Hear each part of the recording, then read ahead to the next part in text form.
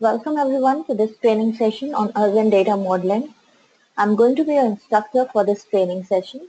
I have extensive experience in data warehousing and I'll walk you through how we can use the Erwin tool for data modeling as well as dimensional modeling for the data warehouses. Today we are just going to take a feel of the Erwin data tool, how it looks like and how we can create a simple data model using the Erwin data modeling tool. So this is how the interface looks like. You just need to log on to the tool and this is the window that will come up. Now if you want to create a simple data model, then the steps are very basic, very simple. Once you know what is your conceptual data model design, then it's very easy to implement it through the Erwin data modeling tool. So simple steps, just need to go and click on the new icon. Once you click on the new icon, you'll have this pop-up box that will ask you what kind of model you want to create. Whether you want to create a logical model or a physical model or a template that can be used for a logical and physical modeling as well. It will also ask you that what should be the target database that you're aiming the data model for. So you can specify your database. So on my system, SQL Server is installed. So it is taking the default database. Now what is the difference between a logical and a physical data model? A logical model is at a higher level. So in a logical model, what we basically define are just the entities.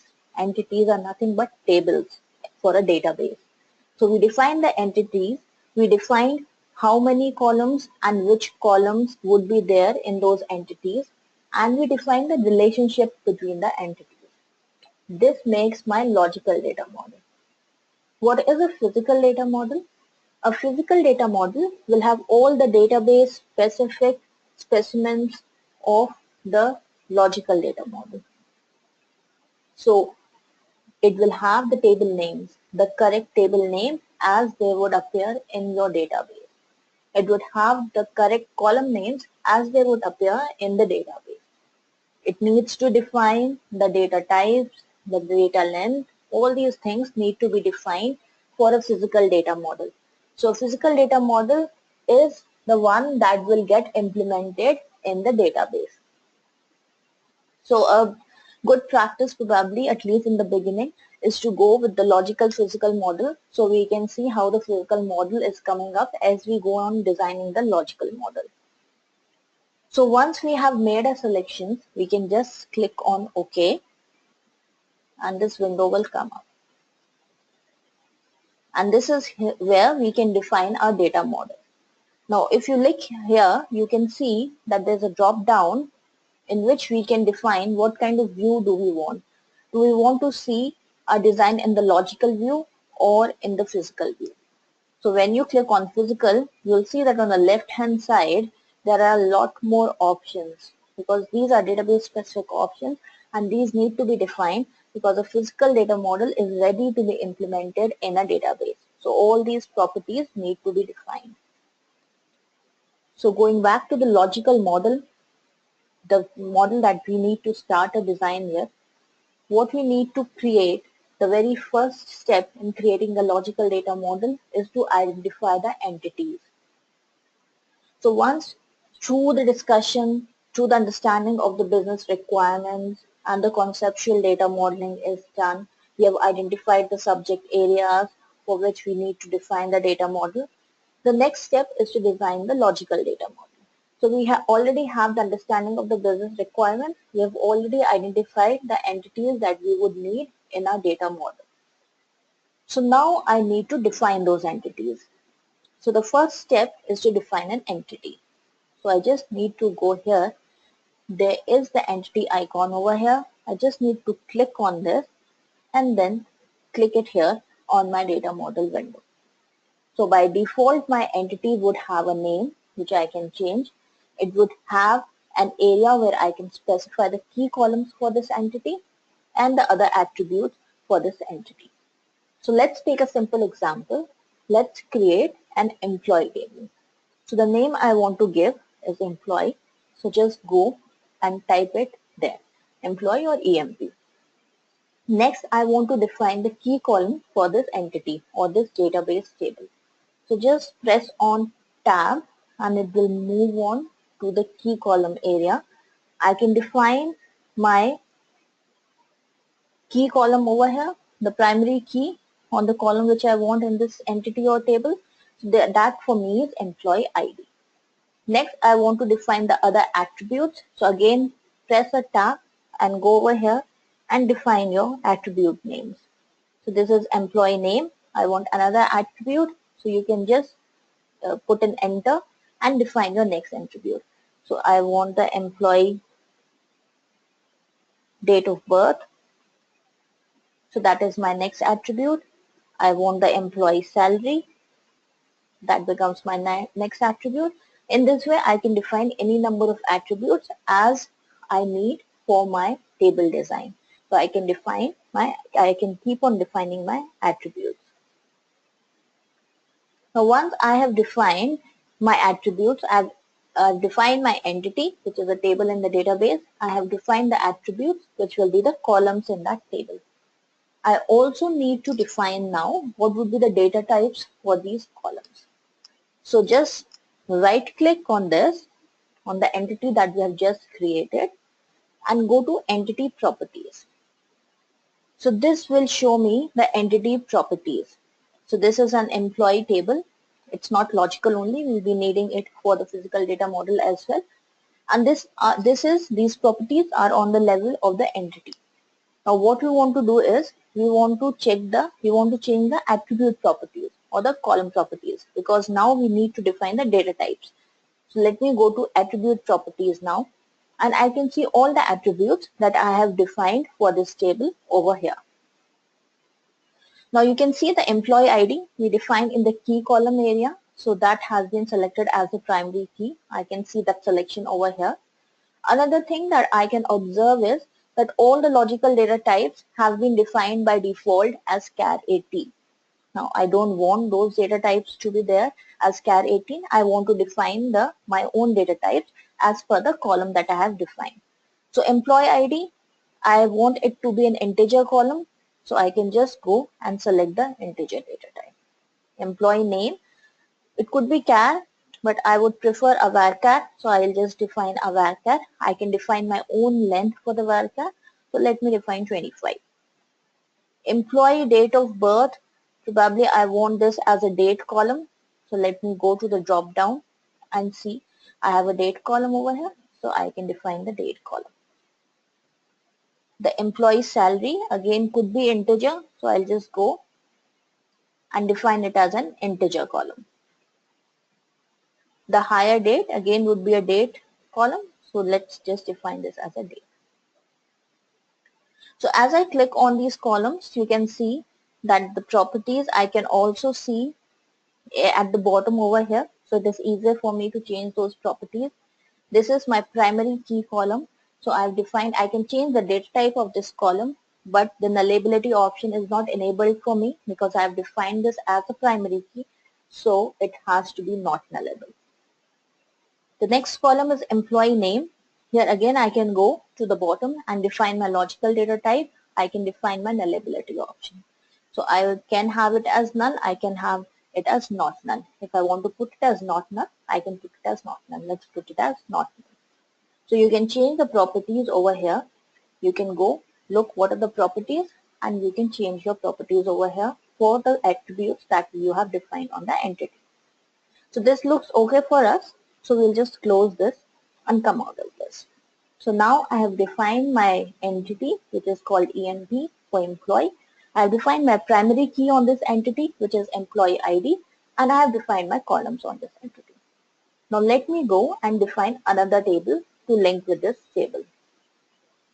So again, I need to move on to the entity tab. I need to just click on it and click it over here. So let me now create another entity called the department.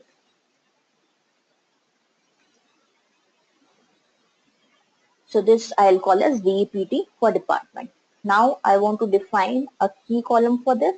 So DEPT underscore ID. This is my key column for this table. And let me define some attributes. Department name, is one attribute. Then let me say, okay, let's go back and we need to click and enter and define department description. So these will be the two attributes that I'll have in my department table. I'll have the department ID as the key and department name and department description.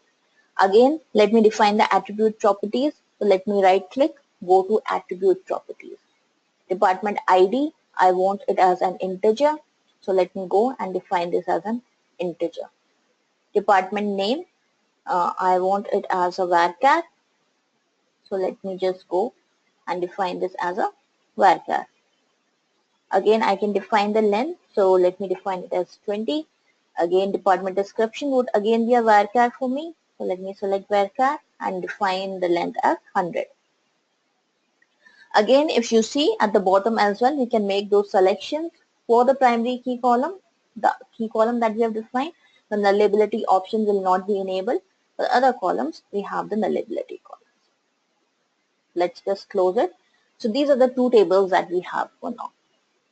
Now I want to establish a relationship between these two tables. How can I do that?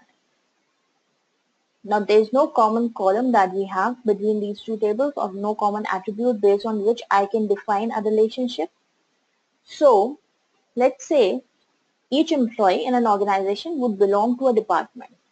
So I want to define the department ID now as the foreign key for the employee table.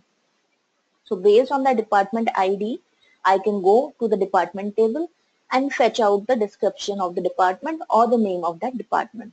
So any further information about that department ID, I can fetch from the department table. For that, I need to have a relationship established between these two tables. Now, how do I do that? To establish a relationship, I need to define either an identifying relationship or a non-identifying relationship. I have the icons over here. I can just drag and drop and I'll be able to define the relationship. Now, what is the difference between an identifying relationship and a non-identifying relationship? An identifying relationship is basically a parent-child relationship. So, if I have a table called product and I have another table called subproduct, so any record in the subproduct table will be valid only if there is a valid product record in the master product table, because subproduct is a child of the product. So the product could be shirts, and then the subproduct could be medium size shirt, large size shirt, or XL size shirt. So that could be my subproduct. But for the shirt of medium size, that subproduct to exist, a record should be present in the product table with the product name as shirt. So any record in the subproduct table will be valid only when there is a corresponding valid record in the product table. That is an identifying relationship, because a record in the child table has an identity only when there is a valid record in the master table. So that is not the case for us here. For an employee to be valid, we do not, for a unique department to be recognized, we do not need an employee ID record. So that is not the case for us. So we need to go for a non-identifying relationship that will just establish a foreign key in a main table. Now this is the icon for the non-identifying relationship. So just click on it and you'll see you can click on the table here, the department table here, because we want the department ID as the foreign key in the employee table. And you can just drag and drop it till the employee table. So now you can see that there is a relationship that has been established between this department table and the employee table. And by establishing this relationship, we have got now the department ID column here as a foreign key column in the employee table. So every employee will have some department ID value over here, and that department ID, we can just fetch the department name and description by going to the department table. Now this is just an attribute over here because a unique record in the employee table is not recognized by the combination of the employee ID and the department ID. There will just be a record for each employee ID. One employee might have several departments as well. So this employee ID record will be here, and the department ID has been created as a foreign key over here, right? Now, let's say this was a simple data model that we wanted to implement. Now this simple data model, now my requirement is to implement this in my database. So how can I implement this data model that I have designed in the Erwin Data Modeling tool in my database? So I can just go to the Actions tab over here. I can click on Actions. There would be an option. Now there's no option here. You can see the option that I am searching for is not here, forward engineering option, because we have displayed this in the logical window. We need it to be displayed in the physical window. A physical data model only can be implemented in a database. So now I have changed the view to physical. I go to the Actions tab over here and I see an option called forward engineering. Now forward engineering is just an option that allows us to create a SQL for this data model that we have created in the Erwin Data Modeling tool, and that SQL can then be implemented in your database to create the actual physical data model. So here I want to create the SQL for the schema, so I'll just select the schema. It has here by default some selections on whatever it will include in this SQL, so that we can leave as it is for now. It has the default database template name. So since I have SQL Server installed, it has pointed it to a SQL Server template. And I can just go and generate the SQL over here and implement it in my database. Now before implementing, let us take a preview of the SQL that will be generated. So just go here, click on the preview tab, and this is what is created by this forward engineering option. There's a SQL Server schema generation preview. It has some create table statements, which has all those columns that we defined for the tables. It has an alter table statement that says add constraint on primary key department ID. So it defines it as a primary key constraint. Then it has another table that we have created, all the column names and the data types that we defined. It has some alter table statements to create a primary key on the employee ID column and a foreign key on the department ID column. In addition to all this, it has a trigger that is some Erwin generated trigger, which we will not need when we create a database model. So what we'll do in this case is we'll close this window. We'll go to the trigger tab over here. So we can select and deselect as per our requirement what we want included in the SQL script and what we do not want included in that SQL script. So if we do not want the Erwin generated triggers to be there, we can just deselect this option. Do a preview again, and you'll see that the table definitions are there, but there is no Erwin generated trigger. So now we have only the table definitions. So there are many more options here which we will explore in our detailed training sessions, and we will see more complex data models and more features of the Erwin Data Modeler tool, which can be used for implementing a relational data model as well as the complex dimensional models for the data warehouses. We'll understand the various concepts of data modeling as well as the various concepts of normalization and denormalization of tables. We'll also take a look at some of the best practices for designing these data models. So for now, let's end the session here itself, and you can log on for more details to the website and enroll for the training. for further sessions. Thank you for attending this session.